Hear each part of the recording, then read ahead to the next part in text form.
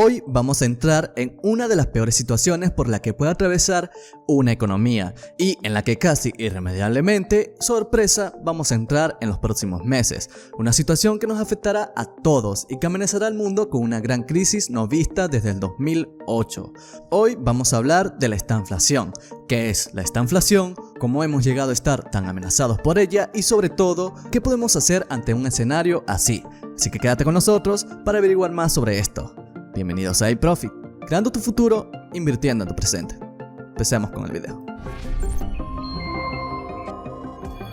Normalmente, la economía tiene dos estados naturales. Uno en el que el PIB crece, es decir, en el que la economía crece y la tasa de desempleo decrece. En ese caso, la inflación aparece, por el simple hecho de que hay más dinero en la economía. También existe la situación contraria en que la economía decrece, es decir, entra en recesión y el desempleo aumenta. En esos casos, los precios suelen tender a bajar, debido a que la gente y las empresas por lo general tienen menos dinero. Sin embargo, en momentos muy concretos de la historia, se ha dado una curiosa situación que une lo malo de ambos mundos. Un constante aumento de precios mientras que la economía está en recesión y el desempleo aumenta.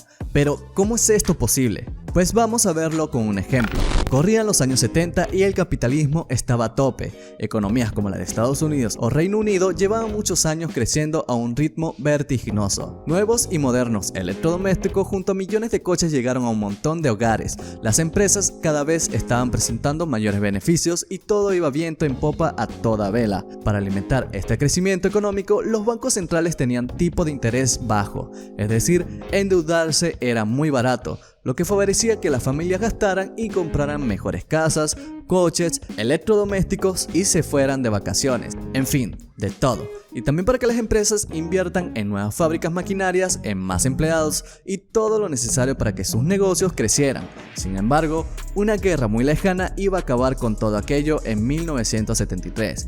Una coalición árabe compuesta por Egipto y Siria lanzaron un ataque sorpresa contra Israel para recuperar el Sinaí y los Altos de Golán. Fuerzas árabes bien respaldadas por el dinero y el armamento de la Unión Soviética y con la ayuda de fuerzas expedicionarias de un montón de países musulmanes no tuvieron nada que hacer contra Israel, que estaba financiada por Estados Unidos.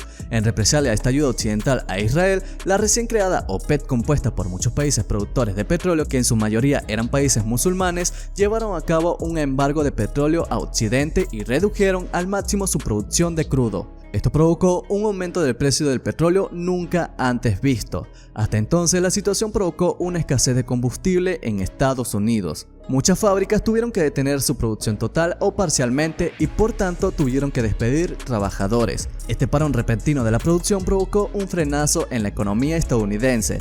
El desempleo aumentó a la par que los precios del petróleo continuaron subiendo, lo cual creaba inflación. Es decir que en Estados Unidos se llegaron a aplicar restricciones a repostar y si tenías matrícula que acababan en número impar, solo podías repostar esos días. Y lo mismo si tenías una matrícula con pares, solo podías repostar los días pares. También se redujeron los límites de velocidad e incluso se suspendieron competiciones como el Rally de Monte Carlo. En fin, que todo valía con tal de reducir la demanda del petróleo, pero aún así, la crisis pegó muy duro y llevó a millones de personas a la pobreza. Resumiendo que un aumento del precio del petróleo producido por una guerra provocó una gran subida de precios que provocó una crisis económica sobre la que los bancos centrales tardaron en actuar. ¿Les suena esto de algo? No sé, parece un poco a lo que estamos viviendo actualmente, ¿verdad? Y algunos se estarán preguntando, ¿por qué siempre nos ocurre esto cuando hay una inflación? La respuesta es muy sencilla. Normalmente la inflación la produce un aumento de la demanda, es decir, las familias o empresas tienen más dinero y por tanto demandan más bienes y servicios, lo cual sube los precios de estos. Sin embargo, en los escenarios de esta inflación, lo que normalmente produce la subida de precios no es el aumento de la demanda, sino un problema con la oferta.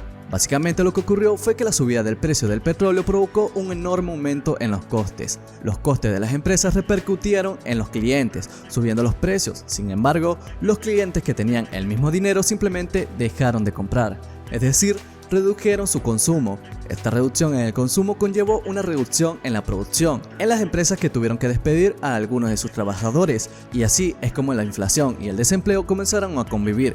Como decíamos, en la actualidad nos encontramos ante un escenario muy similar, aunque con ciertas diferencias. Es cierto que con eventos muy concretos como los recientes confinamientos en China por COVID, la guerra en Ucrania han provocado una situación muy similar a la de los años 70, en que la oferta se ha reducido creando cuellos de botellas en la cadena de suministro mundial, y ello ha provocado inflación. Sin embargo, no toda la inflación viene por ahí.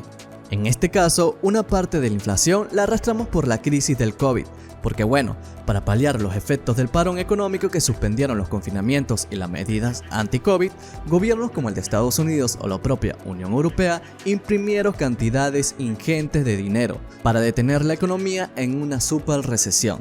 El problema de imprimir tanto dinero lo estamos viviendo ahora en forma de subida de precios. He hecho este análisis y ya solo nos queda preguntarnos, ¿cómo se acaba esta inflación? Pues el primer paso, indispensablemente y más importante, es acabar con la inflación, y una vez acabemos con este aumento de precios, abordan el crecimiento económico. ¿Y cómo acabamos con la inflación? Pues tenemos dos formas de hacerlo. La primera es subir los tipos de interés para acabar con esa inflación, que es fruto de la impresión descontrolada de dinero. ¿Y qué significa subir los tipos de interés? Pues básicamente que los bancos centrales presten dinero a los bancos comerciales a un interés mayor, al financiarse a un interés mayor. Los bancos comerciales también dan créditos a familias, empresas a un interés mucho mayor, por lo que la gente se endeuda menos, ya que de pedir dinero prestado les sale más caro. De esta forma, baja el aumento porque la gente se va menos de vacaciones, se compran menos viviendas, menos coches y demás. Y lo mismo ocurre con las empresas que invierten menos en tecnología, maquinarias, nuevas fábricas, etcétera, etcétera, y que será un frenazo en la economía. El problema es que si los bancos centrales no aciertan con la intensidad de este frenazo, se puede pasar de frenada y causar una recesión en la economía y por tanto una gran crisis. La otra cosa que hay que hacer para acabar con la inflación es acabar con los cuellos de botella que encarecen el comercio internacional, y sobre todo con el alza de los precios en las materias primas. En la situación actual, esto significa acabar con el conflicto de Ucrania, o al menos con las sanciones a Rusia.